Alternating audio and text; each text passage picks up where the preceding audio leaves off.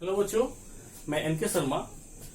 आज मैं आपका 10th का चैप्टर 6 जो बायोलॉजी का टॉपिक है, 10th चैप्टर 6 लाइफ प्रोसेस, उसका 5th लेक्चर मैं बना रहा हूँ, 5वां लेक्चर है ना आपके लिए, है ना। अभी तक मैंने आपको लाइफ प्रोसेस में फोटोसिंथेसिस पढ़ा चुका हूँ, न्यूट्रिशन पढ़ा चुका हूँ, लाइफ प्रोसेस क्या होता है सारा कुछ पढ़ा चुका हूँ। ह्यूमन डाइजेशन में, ह्यूमन न्यूट्रिशन में आपको मैं पढ़ा रहा हूँ ह्यूमन डाइजेशन के बारे में। और ह्यूमन डाइजेशन में मैं आपको माउथ पढ़ा चुका हूँ, स्टमक पढ़ा चुका हूँ। और माउथ में डाइजेशन कैसे होता है, माउथ का जो भी कैरेक्टर होता है लगभग मैं आपको बता चुका हूँ। स्टमक के बारे में मैं आपको बता चुका हूँ, स्टमक में डाइजेशन कैसे होता है, स्टमक में डाइजेशन का क्या रिएक्शन है, और स्टमक में कैसा कौन कौन सा डाइजेस्टिव एंजाइम सीक्रेट होता है मैं आपको बता चुका हूँ। अभी उसके बाद स्टमक के बाद मैं इंटेस्टाइन का आपको डाइजेशन पढ़ाने जा रहा हूं। इंटेस्टाइन में कैसे डाइजेशन होता है उसको मैं आपको बताने जा रहा हूं। इसमें हो गया इंटेस्टाइन की। अगर बात करें तो इंटेस्टाइन एक लॉन्ग ट्यूब होता है, जैसे मैंने आपको पहले ही बता चुका हूं एलिमेंट्री कैनाल के बारे में। एलिमेंट्री कैनाल की अगर बात करें तो माउथ टू एनस एक पाइप, माउथ टू एनस एक पाइप, यही है एलिमेंट्री कैनाल। माउथ से लेकर के एनस तक एक ही सिंगल पाइप होता है। कहीं पे वो पाइप मोटा होता है, कहीं पे पतला होता है, कहीं पे थैले के आकार का होता है ना। उसी एलिमेंट्री कैनाल के बारे में मैं डिफरेंट पार्ट्स में, डिफरेंट रीजन्स में, एलिमेंट्री कैनाल के डिफरेंट रीजन्स में डाइजेशन का प्रोसेस कैसे चलता है, कैसे होता है, मैं उसी को आपको बता रहा हूं। तो माउथ हो चुका, स्टमक हो चुका, इंटेस्टाइन देखते हैं। तो इंटेस्टाइन क्या है? एक लॉन्ग ट्यूब है। इंटेस्टाइन एक लॉन्ग ट्यूब है ना। आप सुने होंगे स्मॉल इंटेस्टाइन, लार्ज इंटेस्टाइन, इस सब के बारे में सुने होंगे। तो स्मॉल इंटेस्टाइन को हम स्मॉल क्यों कहते हैं? क्या वो छोटा होता है? लार्ज इंटेस्टाइन को लार्ज क्यों बोलते हैं? क्या वो लंबाई में बड़ा होता है? नहीं। लार्ज इंटेस्टाइन और स्मॉल इंटेस्टाइन में बस यही फर्क है कि स्मॉल इंटेस्टाइन जो होता है उसका लेंथ तो बहुत ही बड़ा होता है, लेकिन उसका डायमीटर कम होता है। उसका डायमीटर कम होता है। लेकिन लार्ज इंटेस्टाइन की बात करें तो उसका लेंथ छोटा होता है, लेकिन डायमीटर स्मॉल इंटेस्टाइन के रिस्पेक्ट में ज्यादा होता है। यह अंतर है, इसके आधार पे स्मॉल और लार्ज बोला जाता है। ठीक है बाबू। तो इसलिए स्मॉल इंटेस्टाइन की अगर बात करें तो स्मॉल इंटेस्टाइन एक लॉन्ग ट्यूब होता है, ट्यूबुलर स्ट्रक्चर होता है, हाईली मस्कुलर होता है ना। इसमें 3 रीजन होता है। स्मॉल इंटेस्टाइन 3 पार्ट में होता है ना। याद कीजिए, मैंने आपको बताया था स्ट्रक्चर, मैं फर्स्ट लेक्चर में आपको मैं दिखाया था ह्यूमन डाइजेशन में।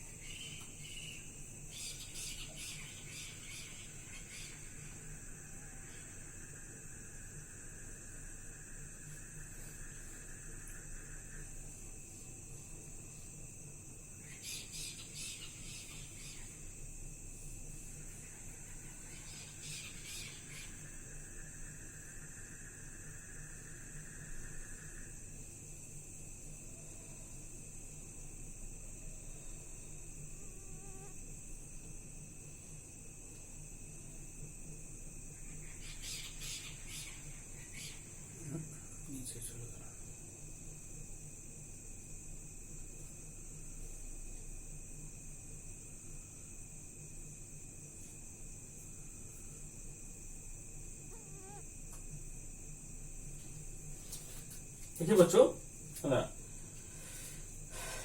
ये जो मैं स्ट्रक्चर आपको एक ओवरव्यू की तरह मैं बता रहा हूं आपको। एक ओवरव्यू स्ट्रक्चर है यह, है ना। देखिए, माउथ वाला पोर्शन हो गया, माउथ के बाद इसोफेगस हो गया, स्टमक हो गया, इंटेस्टाइन, यहां से इंटेस्टाइन का बात हुआ। स्मॉल इंटेस्टाइन यहां से यहां तक, यहां से स्मॉल इंटेस्टाइन यहां से लेकर के आप यहां तक को बोलेंगे स्मॉल इंटेस्टाइन, और इसके बाद टोटल लार्ज इंटेस्टाइन। ठीक है बाबू।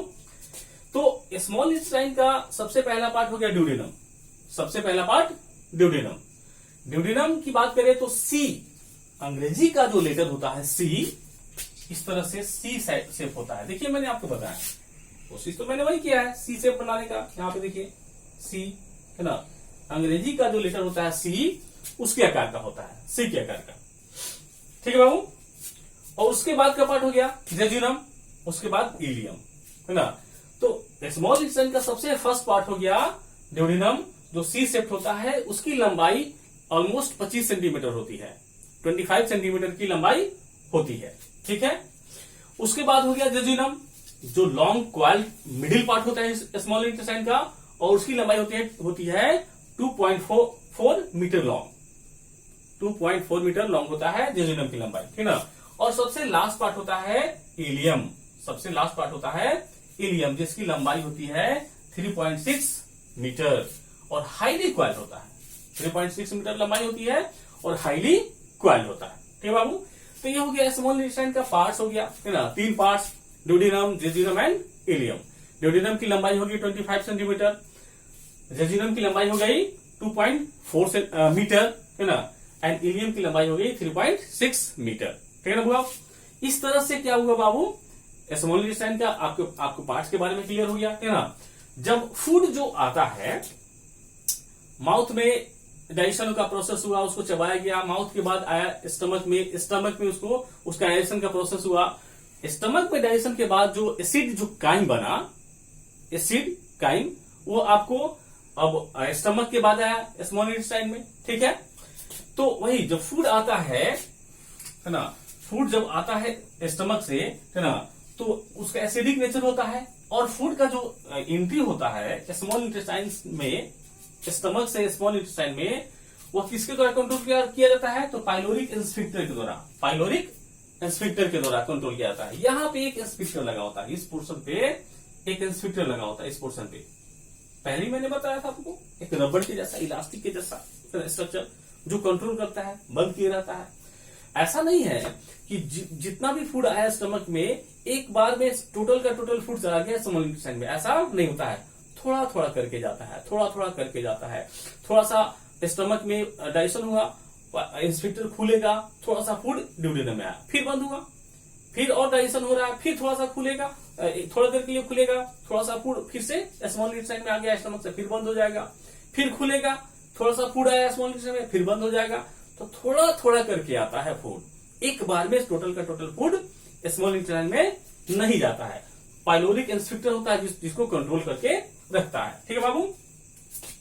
This acidic nature is neutralized by bile juice. जो स्टमक में जो एसिड काइम बनता है HCl के कारण, फूड में जो HCl मिक्स होता है तो उसको बोलते हैं काइम, एसिड काइम। तो उस एसिडिटी को न्यूट्रलाइज कौन करता है, तो लीवर के द्वारा जो बाइल जूस सिक्रीट होता है, लीवर के द्वारा जो बाइल जूस सिक्रीट होता है, उसी बाइल जूस के कारण क्या होता है, वो एसिड काइम, एसिडिक नेचर जो उसका होता है, न्यूट्रलाइज किया जाता है बाइल जूस के द्वारा। लीवर से जो सिक्रीट होता है, तो बाइल जूस कहां से सिक्रीट होता है, लीवर से होता है। ठीक है बाबू। बाइल जूस जो होता है उसमें बाइल साल्ट होता है, बाइल साल्ट होता है बाइल जूस में, बाइल जूस में बाइल साल्ट होते हैं, है ना। और जो बाइल साल्ट होते हैं, द बाइल साल्ट्स लार्ज, क्या होता है बाबू, जो फैट का जो बड़े बड़े जो ग्लोब्यूल्स होते हैं, फैट का जो बड़ा स्ट्रक्चर जो होता है, वो बाइल साल्ट्स क्या करता है, उसको तोड़ता है और छोटे छोटे स्मॉलर साइज में, स्मॉलर ग्लोब्यूल्स में चेंज करता है। फैट के जो बड़ा साइज होता है उसको छोटे छोटे साइज में चेंज करता है। और एक फंक्शन जो अभी मैं बता रहा हूं वही फंक्शन है, जैसे इमल्सिफिकेशन, लिपिड का, फैट का बाइल जूस के द्वारा इमल्सिफिकेशन का प्रोसेस चलता है। इमल्सिफिकेशन में क्या होता है, फैट का जो लार्जर मॉलिक्यूल होता है उसको स्मॉलर में चेंज किया जाता है, लार्जर को छोटे छोटे ड्रॉपलेट्स में चेंज कर दिया जाता है ताकि सरफेस एरिया बढ़े और उसमें लाइपेज एंजाइम अच्छे से काम कर सके। ठीक है बाबू। तो इमल्सिफिकेशन का प्रोसेस भी होता है। ठीक है बच्चों। अब देखिए बाइल जूस के बारे में हम आपको बता रहे थे, ठीक ना। तो बाइल जूस क्या होता है हुआ, bile juice release into duodenum, पहले ही बोले थे आपको, आप स्ट्रक्चर को याद कीजिए, है ना। मैंने एक स्ट्रक्चर बताया था आपको, बनाया था, है ना, कि स्मॉल इंटेस्टाइन है, स्मॉल इंटेस्टाइन का ड्यूडेनम वाला पोर्शन, उसके बाद आता है जेजुनम इलियम, है ना, सी शिफ्ट होता है ना, तो ऐसे आता है, ऐसे चला गया, है ना। आप याद कीजिए, यहाँ पे मैंने आपको बताया था, यहां पर मैंने आपको बताया था, याद कीजिए,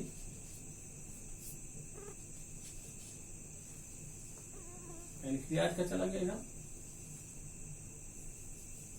पैनक्रियाज, और यहां से एक लाइन ऐसे जाता है हिपैटिक डक्ट, तो लीवर में ऐसे हिपैटिक डक्ट, यहाँ पे आपको गॉल ब्लैडर मैंने बताया था ऐसे ना, उसके बाद चला गया लीवर में, यहाँ पे लीवर मान लीजिए, यहाँ पे लीवर, है ना, तो लीवर से आता है ना, तो लीवर से सिक्रेट होगा एंजाइम, जो बाइल जूस होता है लीवर से सिक्रेट होगा, और हिपैटिक डक्ट से होते हुए, हिपैटोपैनक्रियाटिक डक्ट से होते हुए खुलेगा कहाँ, तो ड्यूडेनम में, स्मॉल इंटेस्टाइन के ड्यूडेनम वाला पोर्शन में खुलेगा, है ना। तो बाइल जो होता है, बाइल जूस जो लीवर से आता है और कहाँ आके निकलता है, तो ड्यूडेनम में निकलता है। बाइल जूस लीवर से हिपैटिक डक्ट से होते हुए कहाँ पे आता है, तो ड्यूडेनम में, स्मॉल इंटेस्टाइन के ड्यूडेनम वाला पोर्शन में आकर निकलता है ना। बाइल जूस क्या होता है बाबू, फैट का इमल्सिफिकेशन करता है, लिपिड का, फैट का इमल्सिफिकेशन करता है। इमल्सिफिकेशन का मतलब सिंपली है breaking down of fats into smaller droplets, breaking down of foods into smaller droplets, ना। तो फैट का क्या होता है, वो ब्रेकिंग डाउन होता है, छोटे छोटे कंपोनेंट में, ड्रॉपलेट्स में क्या होता है, फैट का ब्रेक डाउन होता है, तो फैट को तोड़ा जाएगा छोटे छोटे ड्रॉपलेट्स के रूप में, फैट को तोड़ा जाता है, ठीक है बाबू। बाइल जूस जो होता है ना, ऑल्सो एक्टिवेट्स लाइपेज इंजाइम, मतलब लाइपेज इंजाइम के एक्टिवेशन के लिए भी बाइल जूस इंपॉर्टेंट होता है ना। तो बाइल जूस क्या होता है, लाइपेज का एक्टिवेशन करता है, एक्टिव फॉर्म में लाता है ना। ये था आपके बाइल के बारे में, बाइल का फंक्शन हो गया, तो ना थोड़ा सा स्मॉल इंटेस्टाइन के जो स्मॉल इंटेस्टाइन का जो वाल्स होता है उसके बारे में, है ना, समझते हैं। The walls of a small intestine, है ना, wall of a small intestine contain glands, उसमें क्या होता है बाबू, ग्लैंड्स होता है। स्मॉल इंटेस्टाइन के वाल में ग्लैंड्स होता है जो इंटेस्टाइनल जूस का सिक्रेशन करता है, जो इंटेस्टाइनल जूस का सिक्रेशन करता है। और इंटेस्टाइनल जूस में क्या होता है, जैसे इंटेस्टाइनल जूस में आप कह सकते हैं कि ऑलमोस्ट सभी हर तरह का डाइजेस्टिव एंजाइम उसमें पाया जाता है। आप कह सकते हैं डाइसैक्राइड को पचाने वाला डाइसैक्राइड डेज होता है ना, जिसको आप माल्टेज भी कह सकते हैं, है ना। पॉलीसैक्राइड, मोनोसैक्राइड, डाइसैक्राइड आप जानते होंगे, है ना। तो पॉलीसैक्राइड टूट के डाइसैक्राइड में चेंज हुआ, अब उस डाइसैक्राइड को फर्दर डाइजेस्ट करना है, कंप्लीट डाइजेशन करना है ना। तो फर्दर डाइजेशन का प्रोसेस होना है ना, तो डाइसैक्राइडेज होगा, है ना, जिसको माल्टेज कह सकते हैं। डाइपेप्टाइडेज होगा, प्रोटीन का डाइजेशन, है ना, प्रोटीन का भी कंप्लीट डाइजेशन होना है। यहाँ पर स्टमक में पार्शियल डाइजेशन हुआ था, अब यहाँ पे कंप्लीट डाइजेशन होना है।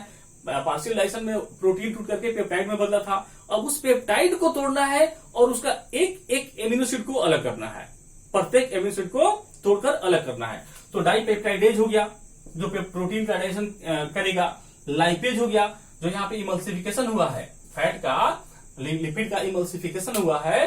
अब इमल्सिफिकेशन के बाद जो छोटे छोटे ड्रॉपलेट्स में बदला है, उस छोटे छोटे ड्रॉपलेट्स को अब लाइपेज के मदद से, है ना, उसको तोड़ा जाएगा, उसका फैटी एसिड वगैरह हटेगा, उसका फैटी एसिड हो गया, ग्लिसरॉल हो गया, सब टूट टूट कर अलग होगा, ठीक है बाबू। उसके बाद न्यूक्लियोसाइडेज हो गया, न्यूक्लियोसाइडेज डीएनए आरएनए अगर है, न्यूक्लिक एसिड अगर है तो उसका भी डाइजेशन होगा, है ना। म्यूकस का सिक्रेशन होगा जो लुब्रिकेशन में काम करेगा, चिपचिपा बनाएगा, है ना। और जो भी एसिडिक मीडियम होगा, एसिडिक से उसको प्रोटेक्शन प्रोवाइड करेगा, ठीक है बाबू। अब बात करते हैं ऑल इंजाइम्स डाइजेस्टेड फूड, है ना, ऑल इंजाइम जो फूड को डाइजेस्ट करता है, digested food into the simple absorbable form, है ना। जितने भी इंजाइम होता है वो फूड को सिंपल फॉर्म में चेंज करेगा, छोटे छोटे फॉर्म में चेंज करेगा, उसका एकदम सिंपलेस्ट यूनिट में तोड़ेगा ताकि उसको इजिली एब्जॉर्ब किया जा सके।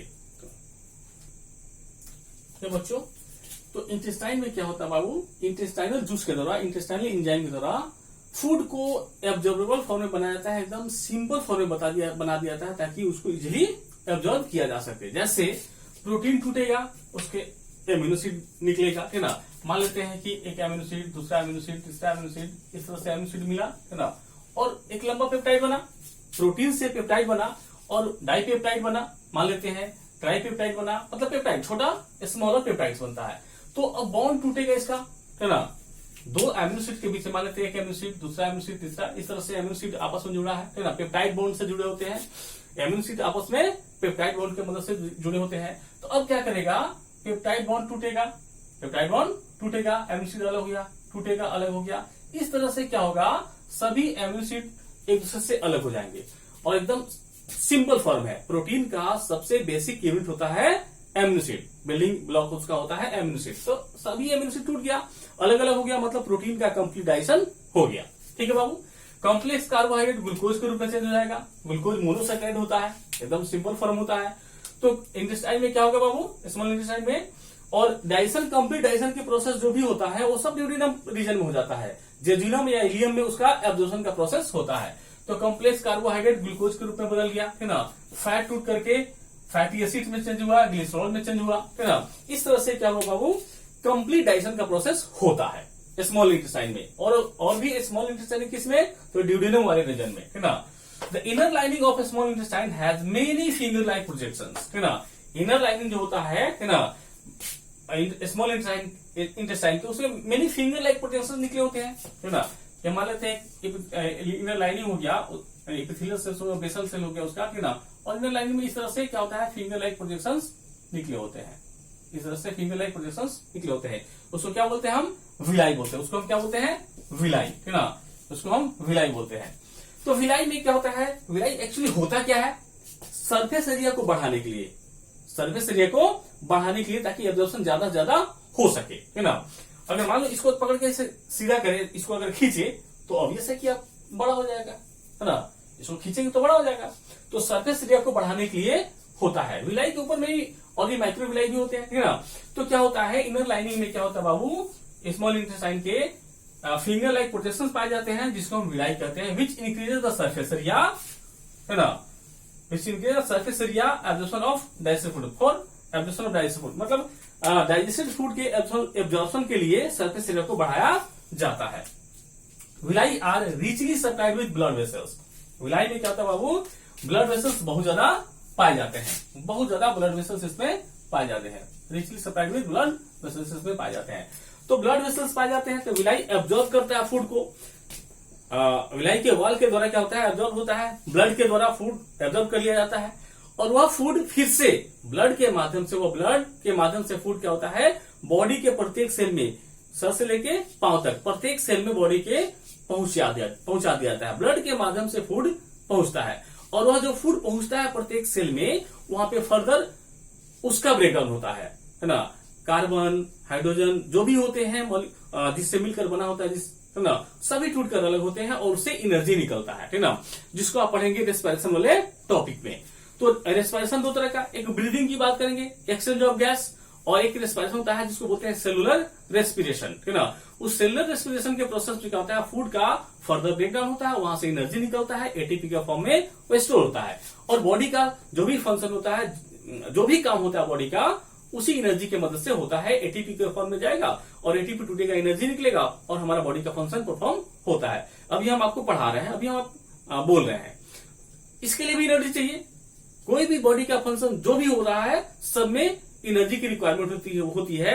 हम सो जाते हैं तो क्या सो जाते हैं तो उस समय एनर्जी नहीं लगता है, बॉडी का बहुत सारा मैकेनिज्म चल रहा होता है, हमारा हार्ट बीट कर रहा होता है, हम सांस ले रहे होते हैं, बहुत सारा मैकेनिज्म हो रहा होता है जिसमें एनर्जी की रिक्वायरमेंट होती है। यही तो न्यूट्रिशन, जिसमें हम फूड खाते हैं, फूड, और उस फूड के द्वारा हमें एनर्जी मिलता है, वही सब प्रोसेस है ना। तो इसके बाद वाला प्रोसेस जो है, विलाई में क्या होता है, फूड का एब्जॉर्प्शन होता है, क्योंकि ब्लड वेसल्स उसमें पाए जाते हैं, ब्लड के द्वारा फूड का एब्जॉर्प्शन होता है।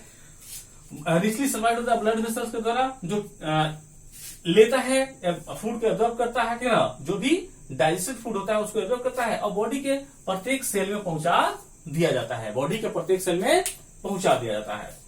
अब क्या होता है ना, where it is utilize for the obtaining energy, building of new tissues and the repair of the old tissue. Body में किसी तरह का इंजरी होता है या सेल ग्रोथ का, बॉडी का ग्रोथ हो रहा है, तो नए नए सेल बनेंगे, नए नए टिश्यू बनेंगे, और यदि किसी तरह का इंजरी हो गया है तो उस एनर्जी की मदद से क्या होता है, बॉडी का रिपेयर भी होता है, टिश्यू का रिपेयर का प्रोसेस भी होता है। द अनएब्जॉर्ब फूड, यहां तक तो हम समझे कि डाइजेशन हुआ, डाइजेशन के बाद जो भी एब्जॉर्बेबल फूड था वो हमारा बॉडी एब्जॉर्ब कर लिया, लेकिन जिस फूड का डाइजेशन नहीं हो पाया उसका फिर क्या होगा? जिस फूड का डाइजेशन नहीं हो पाया फिर उसका क्या होगा? तो जिस फूड का एब्जॉर्प्शन नहीं हो पाया या जिस फूड का डाइजेशन नहीं हो पाया अनडाइजेस्टेड हो गया, अनएब्जॉर्ब्ड हो गया, वह फूड अब आगे की तरफ निकलता है, लार्ज इंटेस्टाइन में जाएगा और लार्ज इंटेस्टाइन में जाकर के, है ना, वही तो स्टूल का निर्माण करता है जिसको हम फीसेस कहते हैं, फीकल मटेरियल फीसेस, है ना। तो लार्ज इंटेस्टाइन में जाएगा, लार्ज इंटेस्टाइन में जो बचा हुआ वाटर वगैरह है, मिनरल्स वगैरह है, लार्ज इंटेस्टाइन में उसको एब्जॉर्ब किया जाता है और बाकी जो बच जाता है फीकल मटेरियल के रूप में, स्टूल के रूप में हमारे बॉडी से एनस के थ्रू होते हुए बाहर निकल जाता है। The unabsorbed food is sent into the large intestine. जो भी अनएब्जॉर्ब्ड फूड होता है, अनडाइजेस्टेड होता है, वह लार्ज इंटेस्टाइन में भेज दिया जाता है, where its wall absorb more water from this material. जहां पे क्या होता है बाबू, और वाटर का एब्जॉर्प्शन होता है, वहां पे मिनरल्स भी कुछ बचे होते हैं फूड में, उसका भी एब्जॉर्प्शन होता है ना। और इस तरह से क्या होता है, स्टूल बनता है, जो स्टूल हमारे बॉडी से बाहर निकलता है। ठीक है बाबू, देखिए बच्चों, ना जो लार्ज इंटेस्टाइन में गया फूड, स्मॉल इंटेस्टाइन से फूड जो अनएब्जॉर्ब था या अनडाइजेस्टेड था चला गया लार्ज इंटेस्टाइन में। अब लार्ज इंटेस्टाइन में क्या होगा, वाटर का, मिनरल्स का एब्जॉर्प्शन होगा। The rest of the material remove from the body by anus, ठीक है ना। अब जो फीकल मटेरियल बना लार्ज इंटेस्टाइन में, है ना, उस फीकल मटेरियल जो बॉडी जो बच गया वो एनस के थ्रू क्या बॉडी से बाहर हो जाएगा, ठीक है ना। इसका जो बॉडी से जो बाहर होगा, एनस के थ्रू फीकल मटेरियल जो बॉडी से बाहर होगा, उसका भी रेगुलेशन होता है, देखिए इधर एनल एंसफिक्टर, है ना। एनस में फाइनली क्या होता है, एक और एंसफिक्टर होता है, उसको बोलते हैं एनल एंसफिक्टर, है ना। उसका भी रेगुलेशन होता है, ठीक ना। जब उसका सिग्नल आएगा तभी वो ओपन होगा, ठीक ना, अन्यथा ओपन नहीं होगा, ठीक ना। अब हम देखेंगे बाबू, थोड़ा सा पैनक्रियास का एक्शन आपको हम बता ही चुके हैं, है ना, उसका भी एक्शन बता चुके हैं आपको हम, है ना। कैसे डाइजेशन होता है पैनक्रियाटिक जूस से उसको बता चुके हैं। स्मॉल इंटेस्टाइन से जो जूस होता है, इंटेस्टाइनल जूस, उसका भी डाइजेशन आपको हम बता चुके हैं। लेकिन हम चाह रहे हैं कि ओवरव्यू एक बताना कि कैसे डाइजेशन हुआ, है ना, एक रिएक्शन वाइज आपको सिंपल में मैं बताना चाह रहा हूं, है ना। तो पैनक्रियाटिक जूस का जो एक्शन होता है, जो एसिड काइम पर कैसे होता है, देखिए मैं आपको दिखा रहा हूं। प्रोटीन का डाइजेशन पार्शियली हुआ स्टमक में, है ना। तो स्टमक में जो प्रोटीन का डाइजेशन हुआ पार्शियल जो हुआ, उससे अब आगे पैनक्रियाटिक जूस से कैसे डाइजेशन होता है। तो देखिए प्रोटीन हुआ या पेप्टोन्स बना या प्रोटीजेज बना, जो स्टमक में पार्शियल डाइजेशन हुआ। तो पैनक्रियाटिक जूस जो ड्यूडेनम में निकला, वहां पे स्मॉल इंटेस्टाइन में, वहां पे प्रोटीन्स का, पेप्टोन्स का, पेप्टाइड्स का, प्रोटीजेज का डाइजेशन होगा, ट्रिप्सिन के द्वारा या काइमोट्रिप्सिन के द्वारा या कार्बोक्सी पेप्टाइडेज के द्वारा, है ना। और उसका डाइजेशन होगा और बदलेगा डाइपेप्टाइड्स में। यही मैंने अभी आपको बताया था, स्मॉल इंटेस्टाइन में डाइपेप्टाइड से क्या होता है, टूट करके एमिनो एसिड्स अलग हो जाते हैं। तो यहाँ पे क्या होगा, प्रोटीन्स, पेप्टोन्स वगैरह, प्रोटीजेज वगैरह, ट्रिप्सिन, काइमोट्रिप्सिन या कार्बोक्सी पेप्टाइडेज जो एंजाइम होता है, इसके द्वारा टूटेगा और डाइपेप्टाइड में चेंज होगा। ठीक है बाबू। पॉलीसैकेराइड जैसे स्टार्च वगैरह हुआ, है ना, उसका भी डाइजेशन होता है स्मॉल इंटेस्टाइन में, ड्यूडेनम में, है ना, पैनक्रियाटिक जूस के द्वारा। और पॉलीसैकेराइड स्टार्च वगैरह डाइजेशन होगा और डाइसैकेराइड में चेंज होगा। ठीक है बाबू। फैट्स वगैरह का लाइपेज के प्रेजेंस में, फैट का डाइजेशन लाइपेज एंजाइम के प्रेजेंस में डाइसैकेराइड में टूटेगा, डाइसैकेराइड से फिर मोनोसैकेराइड्स में टूटेगा और फाइनल डाइजेशन फिर मोनोसैकेराइड से ग्लिसरॉल और फैटी एसिड वगैरह में बदलेगा। फाइनल डाइजेशन किसके द्वारा, तो इंटेस्टाइनल जूस के द्वारा, ठीक है ना। न्यूक्लिक एसिड है, न्यूक्लिक एसिड न्यूक्लियेजेज एंजाइम के प्रेजेंस में, पैनक्रियाटिक जूस में जो पाया जाता है न्यूक्लियेजेज एंजाइम, इसके प्रेजेंस में क्या होगा, न्यूक्लियोटाइड्स में चेंज होगा और न्यूक्लियोटाइड टूटेगा, न्यूक्लियोसाइड में चेंज होगा। ठीक है बाबू। तो इस तरह से पैनक्रियाटिक जूस से, इसको एक कंप्लीट डाइजेस्टिव एंजाइम भी कहा जाता है। तो पैनक्रियाटिक जूस से ड्यूडेनम वाले रीजन में, स्मॉल इंटेस्टाइन के ड्यूडेनम वाले रीजन में किस तरह से फूड का डाइजेशन होता है, कौन सा एंजाइम किस पे काम करता है, किस फूड पे काम करता है और क्या बनता है, यह आपको ओवरव्यू हो गया रिएक्शन वाइज। ठीक है बाबू। तो बच्चों, पैनक्रियाटिक जूस के बारे में आपने देखा, पैनक्रियाटिक जूस से किस तरह से डाइजेशन होता है फूड्स का। अब हम थोड़ा देखेंगे स्मॉल इंटेस्टाइन का, इंटेस्टाइनल जो जूस होता है उससे फाइनल डाइजेशन कैसे होता है ना बाबू। देखिए, the final digestion occur by intestinal juice into absorbable form, है ना, very close to the mucosal epithelial cells of the intestine. मतलब ड्यूडेनम के जो म्यूकोसल एपिथेलियल लेयर होता है सेल्स का, उसके बहुत क्लोज में होता है ना, फाइनलाइजेशन। और हुआ कहा फाइनलाइजेशन? तो देखिए बाबू, बोल रहे हैं ना कि स्मॉल इंटेस्टाइन के ड्यूडेनम वाले रीजन में ही फाइनलाइजेशन होता है। बाकी जेजुनम हो गया या इलियम हुआ, वहां तो बस एब्जॉर्प्शन होता है।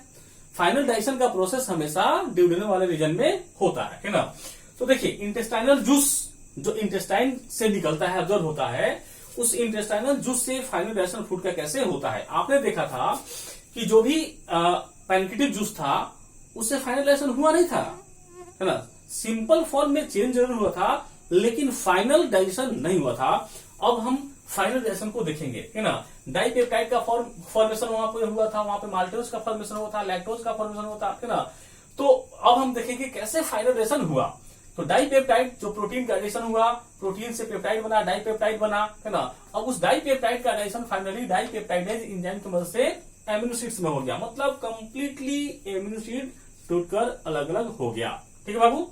अब देखिए, माल्टेज एंजाइम के प्रेजेंस में ग्लूकोज में बदल गया। डाइपेप्टाइड डाइसैकराइड है या माल्टोज, है ना। तो क्या हुआ, दो ग्लूकोज के मिलने से बना होता है, तो दोनों ग्लूकोज अलग हो गया। एकदम सिंपल फॉर्म, दोनों ग्लूकोज अलग हो गया।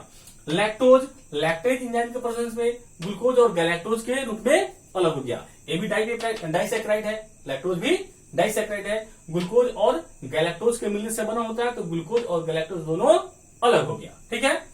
सुक्रोज की बात करेंगे तो सुक्रेज एंजाइम के प्रेजेंस में, सुक्रोज डाइसैकराइड है ना, सुक्रेज एंजाइम के प्रेजेंस में ग्लूकोज और फ्रक्टोज में अलग अलग हो गया, है ना। यह बना होता है ग्लूकोज और फ्रक्टोज के मिलने से सुक्रोज, तो ग्लूकोज भी निकल गया, फ्रक्टोज भी निकल गया, है ना।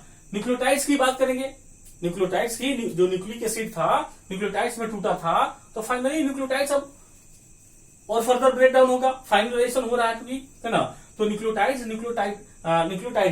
एंजाइम के प्रेजेंस में न्यूक्लियोइड्स में बना, है ना, न्यूक्लियोटाइड्स में बना न्यूक्लियोसाइडेज। एक्चुअली यहाँ पे थोड़ा सा रॉन्ग लिखा हुआ, न्यूक्लियोसाइडेज, है ना, न्यूक्लियोसाइडेज में चेंज हुआ, है ना। अब न्यूक्लियोसाइडेज एंजाइम के प्रेजेंस में जो शुगर और जो बेस था, नाइट्रोजनस जो बेस होता है और शुगर, है ना, वो सब अलग अलग हो गया। न्यूक्लियोसाइड भी पहले फॉस्फेट न्यूक्लियोटाइड था, तो फॉस्फेट निकल गया, बच गया न्यूक्लियोसाइड। और न्यूक्लियोसाइड बना होता है केवल राइबोज शुगर का, और उसमें नाइट्रोजनस बेस जुड़ा होता है। तो राइबोज शुगर भी अलग हो गया और बेस भी अलग हो गया, राइबोज शुगर भी अलग हो गया और बेस भी अलग हो गया, है ना। इस वजह से फाइनलाइजेशन, सारे मॉलिक्यूल का फाइनलाइजेशन हो रहा है। जितने भी बायोमॉलिक्यूल्स थे फूड के रूप में, सबका फाइनलाइजेशन हो रहा है ना। डाई एंड मोनोसैकेराइड्स, है ना, डाइसैकेराइड और मोनोसैकेराइड दोनों लाइपेज के प्रेजेंस में उसका फैटी एसिड और ग्लिसरॉल अलग अलग हो गया। लिपिड हमेशा फैटी एसिड और ग्लिसरॉल के मिलने से बना होता है, तो फैटी एसिड भी अलग हो गया टूटकर और ग्लिसरॉल भी टूटकर अलग हो गया। मतलब फाइनल डाइजेशन यहाँ पर हो गया। जितने भी बायोमॉलिक्यूल थे सभी का डाइजेशन फाइनली यहाँ पर हो चुका। ठीक है बाबू। The breakdown of biomolecules mentioned above occur in the duodenum. जितना भी यहाँ पे डाइजेशन का प्रोसेस हुआ है बायोमॉलिक्यूल का, कहाँ होता है? तो ड्यूडेनम वाले रीजन में होता है ना, ड्यूडेनम वाले रीजन में होता है। End of small intestine the simple substances thus formed are absorbed in the ileum and jejunum and ileum, है ना। तो फाइनल डाइजेशन स्मॉल इंटेस्टाइन का ड्यूडेनम वाले रीजन में होता है, और उसका एब्जॉर्प्शन कहाँ होता है बाबू? तो जेजुनम वाले रीजन में और इलियम वाले रीजन में। इस तरह से बाबू आपका 10th लेवल का डाइजेशन का प्रोसेस जो हुआ ह्यूमन न्यूट्रिशन में कुछ नहीं बचा। 10th लेवल ही नहीं, आपको मैं 11th लेवल का बताया, है ना। 10 से काफी ऊपर में जाकर आपको बताया, है ना। तो आपके बुक में कुछ भी ऐसा नहीं बचा है डाइजेशन को लेकर के, ह्यूमन न्यूट्रिशन को लेकर के जो बचा हुआ है। फिर भी अगर कहीं से कोई आपको प्रॉब्लम होता है तो आप मुझे कमेंट करें, कमेंट सेक्शन में जाए, लिखें, है ना। और बाबू मैं फिर आपको कहना चाहूंगा कि वीडियो लेक्चर आपको हमेशा मिलते रहे, इसके लिए आप इसको सब्सक्राइब करें, मेरे चैनल को सब्सक्राइब करें, है ना, लाइक करें, शेयर करें, ज्यादा से ज्यादा शेयर करें और सब्सक्राइब करें, ताकि आपको मेरा हमेशा अपडेट आपको मिलते रहे, सारे वीडियो आपको मिलते रहे। Thank you Babu.